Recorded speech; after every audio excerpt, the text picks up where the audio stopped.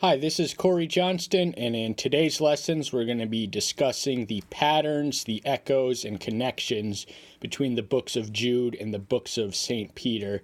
Now, one of the reasons that we witness similarity of language stems from the fact that they are similarly themed.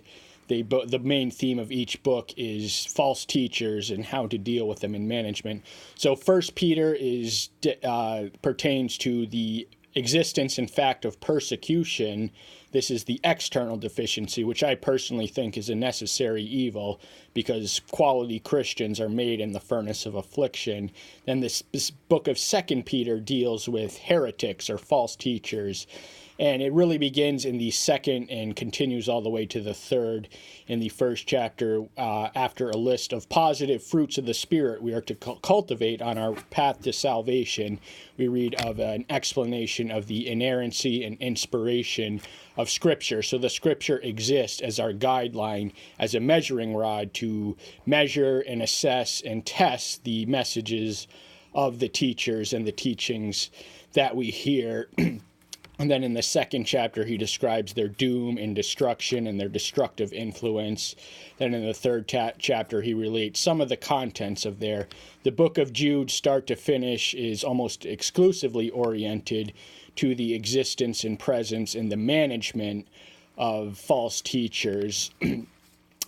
And as to which one influenced which, the only thing we do know is that we don't know. We have a more reliable frame.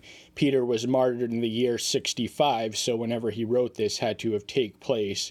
Before then, the book of Jude would have been written as late as 80 AD, but possibly before Peter, and we're going to be approaching it from the book of Jude just because it's one chapter. We're going to present them in the order, and with the exception of the passage which pertains to Balaam, the numerical order, and the verses we're going to read and compare are in more or less numerical order.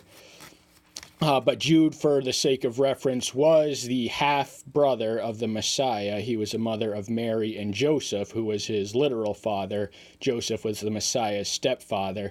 And the evidence indicates that he struggled to believe. The brothers of the Messiah struggled to believe his claim for divinity and messianic claim in his own lifetime in passages such as John 7:5, to name but one. But we're going to hop now. A lot of these lists include the opening two verses and the final one, but our list is going to be oriented only to the false teachers. So the first one, what we're going to do is read each verse, then comment on. So we're going to name them first. We're going to read Jude 4th, then 2 Peter 2:1, and the theme is the condemnation and destruction of the false teachers and their followings. Jude has to say this in the 4th verse of his one-chapter book.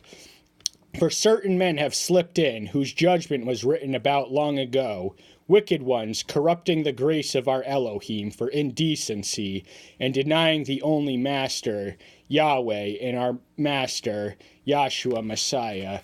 Peter writes in 2:1, But there also came to be false prophets among the people, as also are among you there shall be false teachers, who have secretly bring in destructive heresies, and deny the Master, who brought them bringing swift destruction to themselves. So the main theme that we gather from these is, as I earlier mentioned, the condemnation, the destructive influence, and the destiny of doom of the false teachers, and by connection, those who follow them. But what we read in Jude's certain men have slipped in, this was acknowledging a fact that the pristine assembly was no longer pure because these outsiders had sort of infiltrated. Peter arranges it. But there also came to be false prophets among the people, as also among you there shall be false prophets. So Jude is writing sort of in the present tense. Peter has a more extensive scope of past, present, and future. There are false prophets among the Jewish people. They were nothing new. There were false teachers among his present generation, and there have been false teachers ever since, and they bring destructive heresies. Their teachings have a destructive influence, so all those who fall under their sway will invite their swift, not necessarily swift or immediate, but their sudden and inevitable destruction. And Jude describes them as wicked ones, corrupting the grace of our favor for indecency. So one of the teachings of the heretics were libertines and antinomians, who preached that liberty, they taught their version of liberty was the extreme of licentiousness. That means that the Christian was bound by no rules. They could make up the rules as they ever go along, because they could deny the two people whom we must have to answer to at the end of the life. Next verses we're going to read is Jude 6 and 2 Peter 2:4. These both pertain to the fallen angels. Jude has to say this: "And the angels who did not keep their own principality, but left their own dwelling, he has kept in everlasting shackles under darkness for the judgment of the great day." Peter has this to say: "For if Yahweh did not spare the angels who sinned, but sent them to Gehenna, and delivered them unto change of darkness, to be kept for judgment."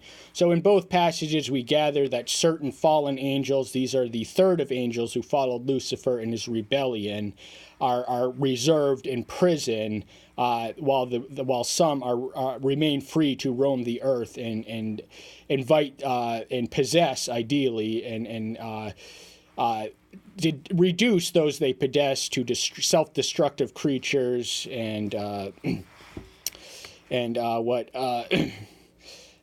Gehenna is the Greek word for hell, and that's all we really need to know. But if Yahweh did not spare the angels are beings of agency. They have moral being. They have a heart, a mind, and a will. So they are persons, and one cannot hold anything less than a person to be moral accountable. If they have to answer for how they lived and acted and are, how much more certain must we? We too are creatures of agencies. And in Jude's, they renounced their own principality. They were once exalted in heaven. They knew it was good. They decided to follow evil and Lucifer down to his certain destruction. They remain imprisoned under darkness. Darkness is synonymous with hell. We're going to read that word eventually in both the books. Next passage is Jude 8 and 2 Peter 2:10.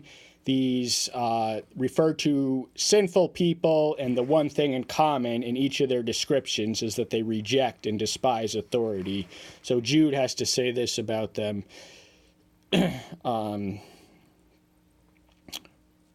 Or rather, we forgot the Sodom and Gomorrah verses, Jude 7 and Peter 2:6.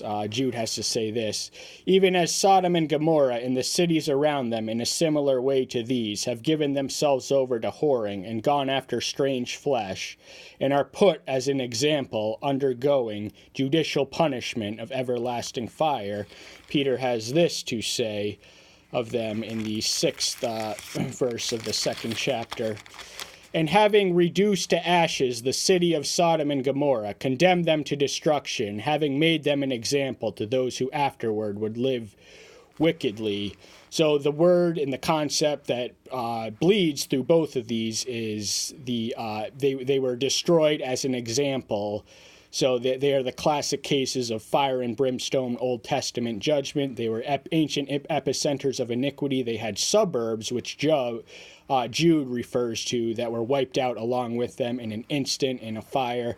And Peter connects this to the righteous Lot. Now, most Christians don't tend to think of him as a righteous being, largely on account of the Moabites, his wicked descendants, which remained a more or less perpetual nuisance to the Israelites. The Jewish people had a more exalted estimation of him, as evidenced in the book of Wisdom of Solomon. Now we're going to turn to the one we earlier mentioned, Jude 8 and 2 Peter 2:10, which revolves around sinful people who they list many of their character failings and behavioral defects, but the one thing that runs through and common to them is they reject and despise authority. Jude verse 8: "In the same way, indeed, these dreamers defile the flesh and reject authority and speak evil of esteemed ones." Peter has this to say And most of all, those walking after the flesh in filthy lust and despising authority, bold, headstrong, speaking evil of esteemed ones. So we have greater details of why they despise authority. They are bold, they are headstrong, and they speak evil. They blaspheme the esteemed ones, which we translate as angels. And they are walking and guided in the flesh and filthy lust, and one who is such a carnal creature will despise any intervening authority which rudely interrupts their sinful and depraved ways.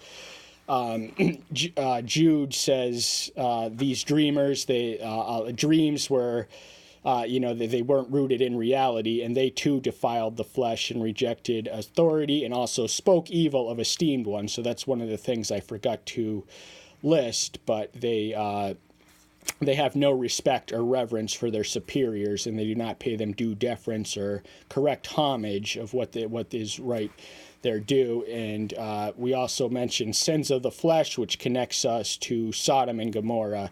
They were, among other things, pioneers and avatars of homosexuality. Then in the 9th verse of Jude and the 11th verse of the 2nd chapter of Peter, they both speak of angels.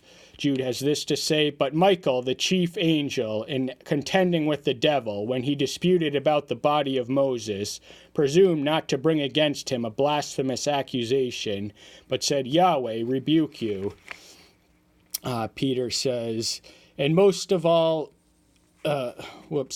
verse 11 rather, "Whereas angels who are greater in strength and power do not bring a slanderous accusation against them before the master." Now Jude is speaking, he's referencing a Jewish apocryphal book, so that this event isn't mentioned in the Old Testament, but it connects to Deuteronomy 34:10 when Moses was buried. Here we read an additional detail that Satan tried to steal the dead body, but Michael, the archangel, intervened, and he dare not face him on his own strength, because Lucifer is the supreme created angel. He exalted the position that Michael once did as the archangel. Now he is the prince of darkness. But he just relied and referred to Yahweh to rebuke him rather than rebuke him himself, because he was aware of the fact that he was contending with this being superior in strength. And in Peter's account, they bring slanderous accusations against angels, so it is unbefitting and inappropriate for humans to slander angels before the master. That's the last person you want to slander them to, because every idle word we speak will be held accountable to us at the judgment, as we read in Matthew 12:37. The next thing we read of are the ignorant qualities and the animalistic natures of some of these false teachers. We read that in Jude 10 and 2 Peter 2:12. Let's read what Jude has to say. "But these blaspheme that which they do not know, and that which they know naturally, like unreasoning beasts. And these they corrupt themselves." Peter has this to say, "But these, like natural unreasoning beasts, having been born to be caught and destroyed, blaspheme that which they do not know, shall be destroyed in their destruction." So both are compared to animals, and both are likened to the vice of ignorance. And so in Jude's passage, they're blaspheming out of ignorance, but every idle word that we speak will be held against us. They should know, but they don't know what they're doing and the consequences of it. And they are like unreasoning beasts. Beasts lack the capacity to make rational or moral decisions, and by their animalistic nature they corrupt themselves, and by connection anyone whose influence spreads from them to them. And Peter says this in verse 12, they're destined to be destroyed because of their blasphemy. Blasphemy is a sin, and they do it out of ignorance, but nevertheless they shall be destroyed, and their destruction is certain because they were ignorant and they were blasphemous, and they were no better, no more exalted in their spirit or intellect than animals. They were governed by their carnal appetites. They did not tend to or cultivate the spiritual and intellectual elements which the animal lack, which Elohim uniquely endowed us with as gifts to be used responsibly and in the manner that he deems fit. Next, we read of the notorious figure of the Old Testament, Balaam. We can read his story in Numbers 22 through 24. He was a Mesopotamian soothsayer hired by Balak, the king of the Midianites or Moabites. I should know that, but I don't. But in any case, he was visited by the voice, and it was an irresistible urge, so he had no choice but to say what Yahweh told him to say. But then he tried, with either the Midianites or the Moabites, he seduced Israel to have sexual relations with them, intermingle, and from that destructive influence came the introduction of idolatry yet again in the Exodus generation. They had already lapsed with the golden calf, and here they are following the destructive influence of Balaam. What Jude has to say about him we find in verse 11. Woe to them, because they have gone the way of Cain, and gave themselves to the delusion of Balaam for a reward, and perished in the rebellion of Korah. Peter has this to say in verses 15 and 16. Having left the right way, they went astray, having followed the way of Balaam, son of Beor, who loved the wages of unrighteousness. But he was rebuked for his transgression, and a dumb donkey, speaking with the voice of a man, restrained the madness of Nabat, of prophecy. So Jude lists three notorious figures, infamous figures of the Old Testament. Cain, the one who slew his brother Abel in open field out of jealousy because his brother's sacrifice was deemed worthy and acceptable while his was not.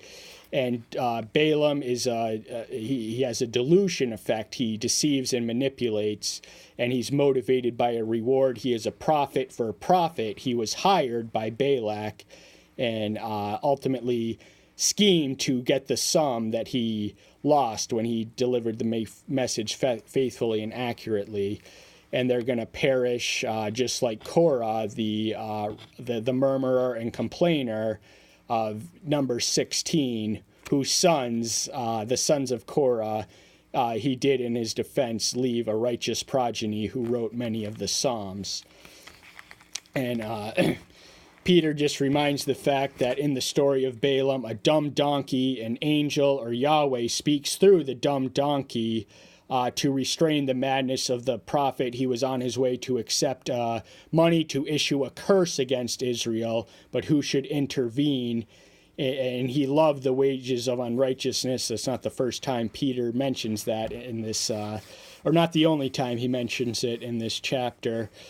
And so even after he was intervened angelically or divinely through the donkey, even after he faithfully dictated the prophecy in Revelation as it was delivered to him, he seduced the Israelites to intermarry with idolaters.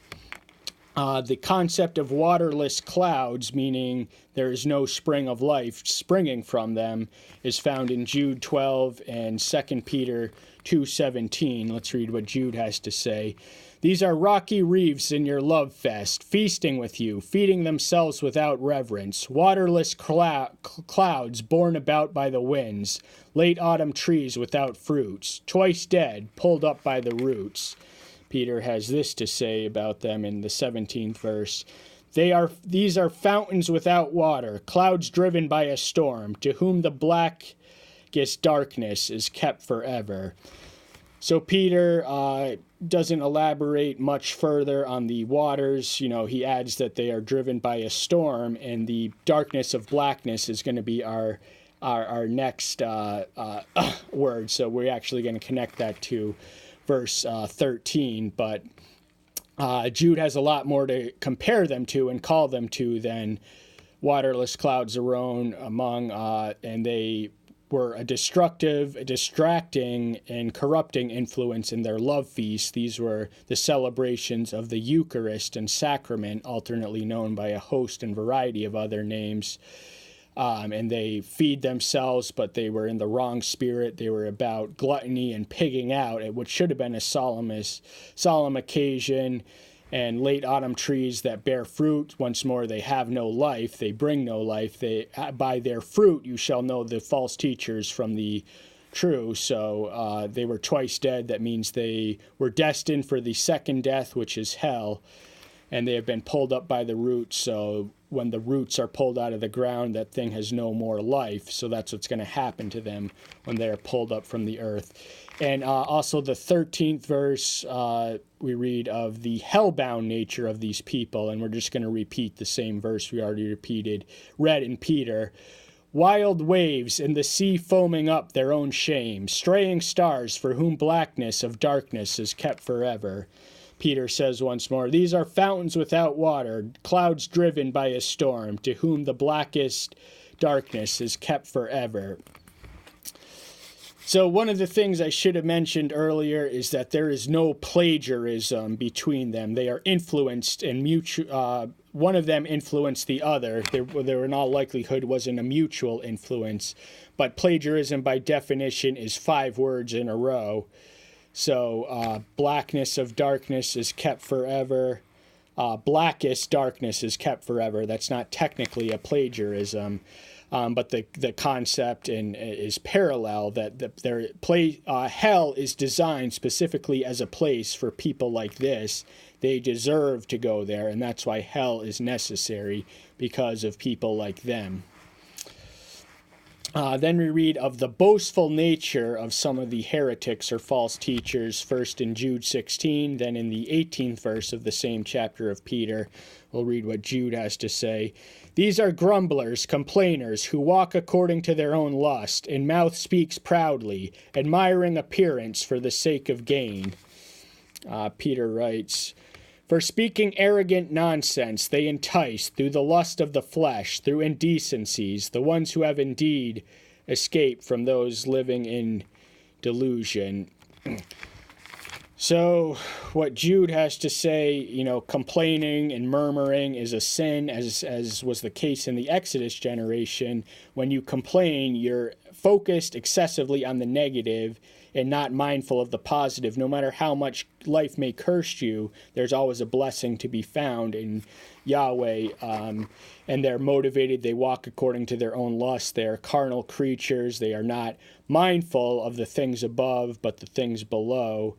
And their mouth speaks proudly because they are proud in their heart. And they admire appearance for the sake of gain. Appearance and reality are not always the same thing, but the underlying motive for why they admire appearance is for the sake of gain. So they appear to be Christians. They appear to be authoritative. They appear to know what they're talking about, and it's all for the sake of gain. And speaking arrogantly, nonsense, that is also a species of boasting, and through that they entice, they seduce, and allure. They too are motivated by the lust of the flesh. They are carnal creatures, governed and guided by their physical appetites and desires. And their prize target is a newly converted Christian, because they delight in they are vulnerable, they do not lack a lot of knowledge, so they can sound sophisticated and spread their message and seduce and ensnare one who is not familiar with the authentic word. 2 more, we read of the apostolic origin of what is said in Jude 17 and Peter 3:2. But you, beloved ones, remember the words spoken before by the apostles of our Master Yahshua Messiah. Peter says this in the 3rd chapter, 2nd verse. The words previously spoken by the sacred prophets and above the command of the Master and Savior by your apostles. Now, Jude may not have been an apostle. He identifies himself as a servant, as does Peter, but Peter also qualifies that he is an apostle, one of the 12 most exalted in the rank and station of the church. And but Jude was clearly connected by blood to the one to whom they all called master. He was a disciple. He may not have been an apostle, but he had faith in their authority, and he respectfully submitted to it.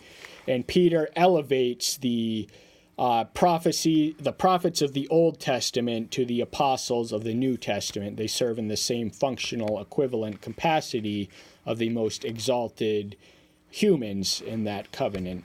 And the final one is the scoffers of the last times or the end days. We read of what Jude has to say in the 18th verse and Peter in the 3rd verse of the his third chapter. Jude says, "Because they told you that there would be mockers in the last days who would walk according to their own flesh."